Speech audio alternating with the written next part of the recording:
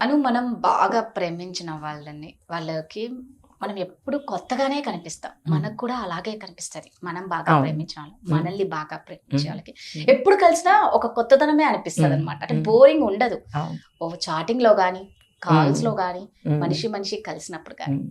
అలా అంటే అలా ఉండాలి, కనిపించాలి ప్రతిసారి కొత్తదనం అంటే అసలు ఫస్ట్ ఏం చేయాలి? అలా కొత్తగా కనిపించాలంటే మనం డే 1 మన బిహేవియర్ని బట్టి కూడా ఉంటుంది. మన డే 1 అంటే లవ్లో ఉన్నప్పుడు మనము ఆ వెయిటింగ్ కానీ, అబ్బాయి గురించి ఎదురు చూపులు కానీ, మనం తయారయ్యే విధానం కానీ, అబ్బాయికి మనం ఇచ్చే ఇంపార్టెన్స్ కానీ, ఇవి డే 1 మనకి ఎలా ఉన్నదో ఆ ప్రేమలో కంటిన్యూషన్ అనేది ఎన్ని ఇయర్స్ అయినా మనం అలాగే చూపిస్తే అట్నుంచి కూడా అలాగే చూపిస్తారు. మనం ప్రేమలో ఫస్ట్లో అందంగా నీట్గా చక్కగా తయారవుతాం. తయారయ్యి అట్రాక్షన్ అంటే అతని దృష్టి ఎటువైపు వెళ్ళకూడదు, మన వైపే ఉండాలనేది సాయశక్తిలో చేస్తాము. ఎప్పుడైతే ఈ రిలేషన్షిప్ అనేది ఓల్డ్ అవుతా ఉందో వీడే కదా అని మనం లైట్ తీసుకొని మామూలు నార్మల్గానే ఉన్నాం అనుకో, అది నెమ్మదిగా తగ్గిపోతూ ఉంటుంది. అంటే మనం చూసే కళ్ళతో కూడా ఉంటుంది. అంటే అవతల వ్యక్తి మన మీద చూపించే ప్రేమ కానీ, ఆప్యాయత కానీ, కేరింగ్ కానీ, ఇవన్నీ కూడా ఎప్పుడు ఒకేలా ఉందనుకో, మనకి ఇంకా మైండ్ ఎక్కడికి డైవర్షన్ అనేది అవ్వదు. ఆ ప్రేమ అనేది ఎప్పుడు డే 1 ఎలా ఉందో అలాగే ఉంటుంది. నువ్వు ఫస్ట్లో చక్కగా నీట్గా తయారయ్యి కొంచెం రిలేషన్ పాతబడిన తర్వాత పిచ్చి నైటీలు వేసుకుని, పిచ్చి జుట్లు వేసుకొని, అందం సందం లేకుండా జిడ్డు కారుకుంటూ ఉంటే ఈడు ఈ అబ్బాయి అయినా కొత్తదనం కోసం వెతుక్కుంటారు. అబ్బాయి అయినా సరే, అమ్మాయి అయినా సరే. ఇన్ని సైడ్ ట్రాక్స్ ఎందుకు నడుస్తున్నాయి? మెయిన్ ఇది కూడా రీజన్ అయ్యి ఉండొచ్చు. అమ్మాయి అనే కాదు, అబ్బాయి కూడా మెయింటైన్ చేయాలి. ఫస్ట్ అమ్మాయితో ఎలా ఉన్నాడో అలానే ఉంటే అమ్మాయి వదలదు కదా, నీకు ఇంపార్టెన్స్ ఇస్తుంది. నువ్వు కూడా జిడ్డు కాల్చుకొని నువ్వు ఎంతసేపు, అందుకే అమ్మాయిలు అంటారు చూసావు, ఎంతసేపు ఎక్కడ చూసినా అమ్మాయినే నీట్ గా రెడీ కావాలి, అమ్మాయే చెత్త నైటి అని అంటారే కానీ అబ్బాయిల గురించి ఎవరు చెప్పడు. ఆడు కూడా నీట్ గా ఉంటే కదా ఇక్కడ ఫీల్ వస్తుంది. అంటే ఎప్పుడైనా సరే రిలేషన్ లో ఒకళ్ళే కాదు, ఇద్దరు సమానంగానే ఉండాలి. ఇప్పుడు చూడు, కొన్ని జంటలను చూస్తే ఎంతో ముచ్చటగా ఉంటది.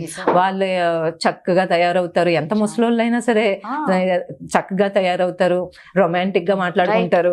ఏదైనా ఫంక్షన్స్ లో చూస్తూ ఉంటాం కదా, సేమ్ డ్రెస్లు వేసుకుంటారు, డాన్సులు చేస్తారు. అంటే వాళ్ళకి డే 1 ఏం ఫీలింగ్ ఉందో అప్పుడు అదే ఫీలింగ్ ఉంటుంది.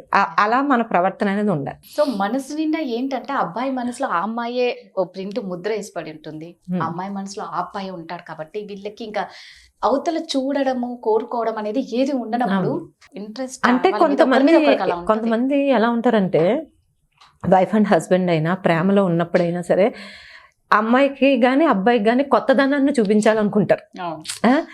అంటే ఇప్పుడు అబ్బాయి బర్త్డే అయింది, వాడికి తెలియకుండానే మంచిగా వీళ్ళు తయారవడమే కాదు, ఏదో ఒక మంచి సర్ప్రైజ్ అనమాట, ఒక గిఫ్ట్ కానీ ఏదైనా ఒక కేక్ కటింగ్ కి ఎక్కడైనా ప్లాన్ చేయడం కానీ, తెలియకుండానే వాళ్ళ చిన్ననాటి ఫ్రెండ్స్ అందరినీ గ్యాదర్ చేసి పిలవడం కానీ. అంటే ఈ అబ్బాయి ఇంకా లైఫ్ లో మర్చిపోడు ఆ సిచ్యువేషన్ ని. ఒక మ్యారేజ్ డే అయినా, లేకపోతే మనం ఫస్ట్ కలుసుకున్న డేట్ అయినా, ఇలాగా కొన్ని మెమరీస్ అనేవి వాళ్ళకి ఇంకా ఈ లైఫ్ లో గుర్తుండిపోయేలాగా చేస్తారు, అమ్మాయి కానీ అబ్బాయి కానీ. అలా చేస్తూ ఉంటే ఎప్పుడు లైఫ్ అనేది కొత్తదనాన్ని వెతుక్కుంటూ ఉంటారు. అంటే అప్పుడు మనకి ఎంత వయసు వచ్చినా సరే అది ఓల్డ్ అయిపోయామన్న ఫీలింగ్ ఉండదు. ఎప్పుడు లవ్లో ఎంత ఫ్రెష్నెస్ ఉంటుందో ఈ లైఫ్లో కూడా అదే ఫ్రెష్నెస్ అనేది ఉంటుంది. అలాంటి పనులు చేస్తూ ఉంటాయి అమ్మాయి కానీ అబ్బాయి కానీ. ఇష్టమైన ఫుడ్ వండి పెట్టడం, తన ఇష్టాలు తెలుసుకుంటూ మసులుకోవడం, ఇద్దరు అలాగే ఉండాలి. అంటే గివ్ అండ్ టేకే కదా ఏదైనా. మనం చేసామంటే ఖచ్చితంగా అబ్బాయి, మనం చేసామంటే అబ్బాయి కూడా ఖచ్చితంగా ఇష్టం లేకుండా చేయాల్సి వస్తుంది. ఇక్కడ నుంచి అందుకే అంటారు కదా, ఇంతసేపు అమ్మాయిలు నైట్ల గురించి మాట్లాడతారు కానీ అబ్బాయిని మాత్రం ఆ లుంగీలు చూసిన షార్ట్లే అబ్బాయి నేను ఎక్కడి నుంచి అమ్మాయికి వస్తుంది పాపం ఇంట్రెస్ట్, వాటితో కలవాలి, మాట్లాడాలి. అయితే మెయింటెనెన్స్ నిజంగా. ఎప్పుడు ఫస్ట్ లో నువ్వు పర్ఫ్యూమ్ ఎట్లా కట్టుకొని టిప్ టాప్ గా వెళ్ళి అమ్మాయిని ఫిదా నువ్వు చేసిందే నీ డ్రెస్సింగ్ సెన్స్ తో. నీకు ఇంకా అమ్మాయి పడిన తర్వాత ఇంకా అవసరం లేదు. చూడు, ఏ రిలేషన్ లోనైనా ఇప్పుడు ఒక 40-45 మ్యాక్సిమం ఒక మ్యారేజ్ లైఫ్ కానీ లవ్వర్స్ కానీ ఏదైనా సరే ఫిజికల్ నీడ్ అది ఇంపార్టెన్స్ అనేది ఒక 40-45 తర్వాత ఏమి ఉండదు.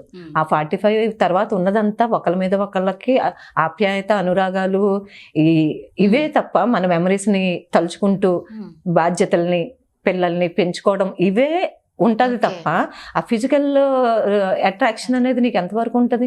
Maximum 40 years 45 years. దాని తర్వాత ఉండేది ఆ ప్రేమని మెమరీస్, అంతే కదా.